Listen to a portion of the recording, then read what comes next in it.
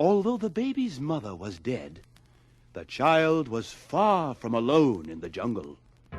In the forest of the tableland, a mile back from the ocean and the cabin where the baby lay, lived a large tribe of apes. The leader of this tribe was Kerchak. Kerchak was a huge king ape, weighing perhaps 350 pounds. His forehead was extremely low and receding. His eyes bloodshot, small and close set to his coarse, flat nose. His ears large and thin. His awful temper and his mighty strength made him supreme among the little tribe into which he was born some 20 years ago.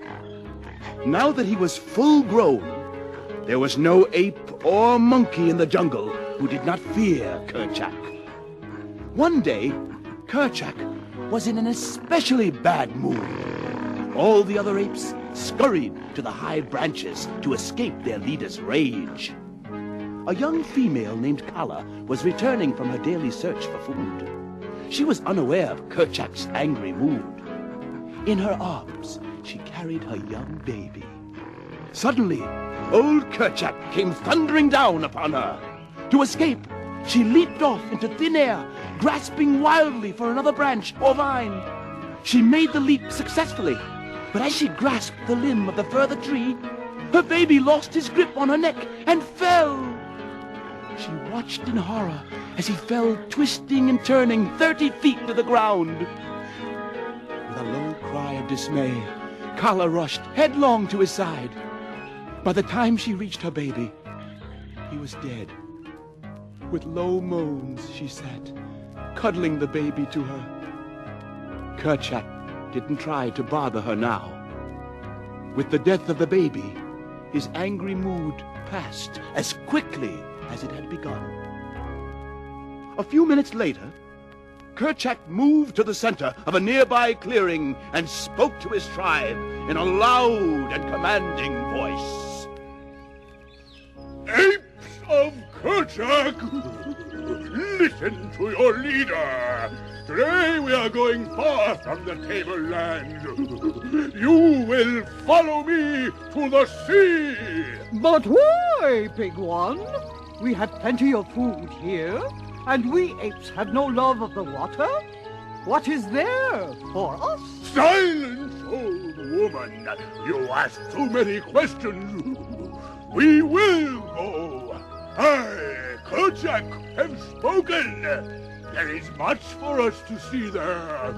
We will visit the home of the strange white ape. But, Kerchak, it is too dangerous. The white ape has the thunder stick, which has killed so many of our kind. Must we go? Do you wish to challenge me? Weak and powerless, Tublat? Would you like to feel my fangs upon your skinny neck? Is this what Tublat desires? No, Kerchak, but if only Quiet, you... husband, or I will have a dead maid as well as a dead baby. Kala speaks wisely, Tublat. At least someone in the family has some sense. Apes of Kerchak, follow your great and powerful leader to the sea! To the sea! After a short trip, the tribe of apes reached the cabin. They approached carefully, afraid of the thunderstick which had claimed so many of their tribe. The thunderstick they spoke of was actually John Clayton's rifle. This day, the thunderstick was quiet. There was no sign of life coming from the cabin, except a strange crying sound. It was baby Tarzan. Kerchak could see that the cabin door was open. Slowly and carefully, the tribe approached the cabin. Soon, Kerchak stood by the open door and peered in. Behind him were two males and Kala, still clutching her dead baby to her breast.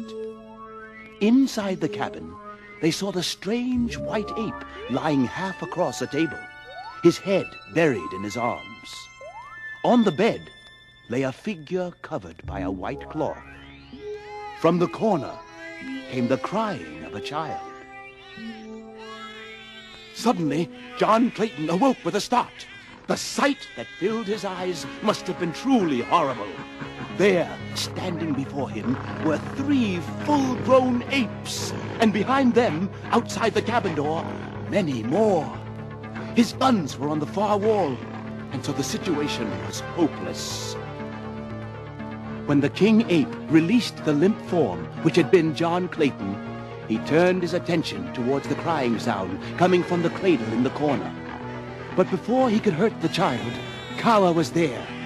As Kala took the little live baby in her arms, she dropped the body of her own baby into the cradle.